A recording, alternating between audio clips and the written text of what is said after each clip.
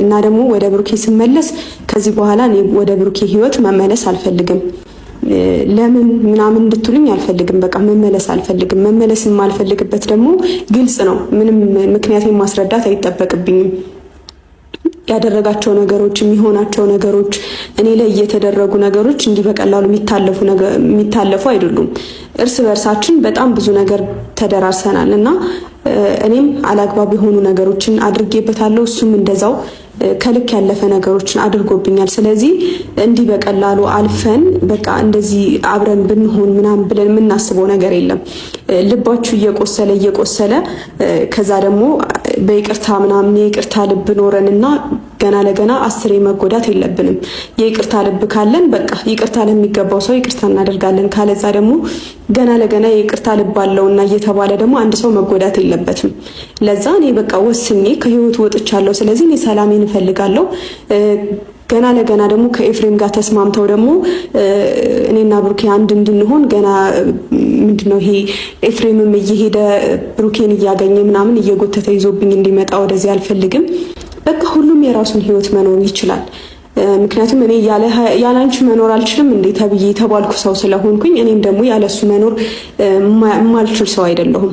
መኖር እችላለሁ። ያንን ደግሞ በቅርቡ አሳያችኋለሁ። ጠንክሬ ደህና ሆኜ ምናምን አሳያችኋለሁ። ሁሉም የራሱን ህይወት መምራት ይችላልና ወንድሜም ቢሆን ከዚህ በኋላ ከብሩኬ ጋር ምንም አይነት ነገር እንዲያገናኘው አልፈልግም። ከነፍጼም ጋር ምንም አይነት ነገር እንዲያገናኘው አልፈልግም።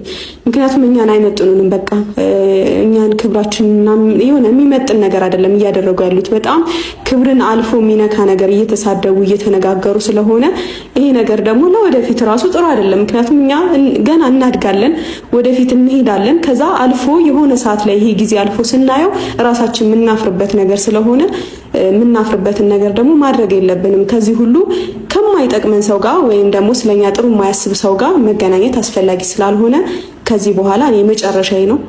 በጣም ብዙ ጊዜ መጨረሻዬ ነው ብዬ ግን የመጨረሻዬ እንዲሆን ያላደረጉኝ በጣም ብዙ ሰዎች አሉ። በአሁኑ ግን እኔ በጣም ልቤ ቆርጧል። እንደዛ ባይሆን ኖሮ ይሄን ያክል ጊዜ ይቅርታ እየተባልኩኝ ወይም ደግሞ እንደዚህ ነገሮችን እንትን እያየሁኝ እንደዚህ የሆነ ብሩኬም መመለስ እችል ነበር። ግን መመለስ የምችልበት ሁኔታ ላይ አይደለሁም። እኔ እዛ ቤት ራሱ ስገባ ምን አይነት ትውስታ ነው የሚኖረኝ? ምን አይነት ነገር ነው የሚኖረኝ? እኔ ጥሩ ስሜት ይሰማኛል? እንደዚህ አይነት ነገር እየተካሄደ አንዷ እርጉዝ ሆና እየመጣች አንዷ ደግሞ ቤት ውስጥ እንደፈለገች ምግብ እየሰራች እንደፈለገች እየሆነች እኔ አይሰማኝም? እዛ ቤት ውስጥ እንዴት ነው ተመልሼ ከሱ ጋር በይቅርታ እንዴት ብታስቡት ነው? የሱ ወዳጅ ነን ባዮችስ እንዴት ብታስቡት ነው? እንዴት እናንተም ሴት ናችሁ፣ ነገር እናንተም በዚህ ጫማ ትረግጣላችሁና ከዚህ በላይ ማውራት አልፈልግም።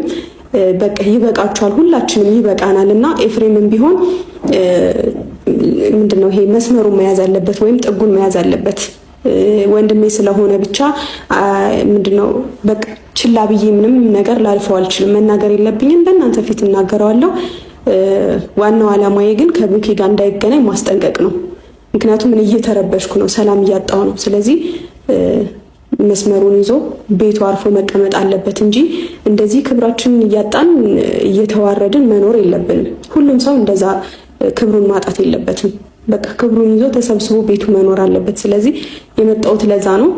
ኤፍሬም እስኪመጣ ድረስ እንጠብቀውና በእናንተ ፊት እንነግረዋለን። ይቅርታ መጠየቅ ያለበትንም አካል ይቅርታ ይጠይቃል። ያው ብሩኬና እሱ ይቅርታ ተጠያይቀዋል፣ ግን እናንተን ይቅርታ አልጠየቀም። እኔንም ቢሆን ይቅርታ አልጠየቀኝም። ስለዚህ ወንድሜ ስለሆነ ነው እንጂ እስካሁን ድረስ ችዬው ዝም ብዬ እና በአንዳንድ ነገሮች ቢዚ ሆኜ የኖርኩት በጣም ተሰምቶኛል።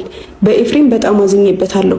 ምክንያቱም እኔ ለሱ ተቆርቁሬ ቤት ድረስ ሄጄ እንዴት ሆኜ ተዋርጄ እንደወጣው እኔ ነኝ የማውቀውና እስኪ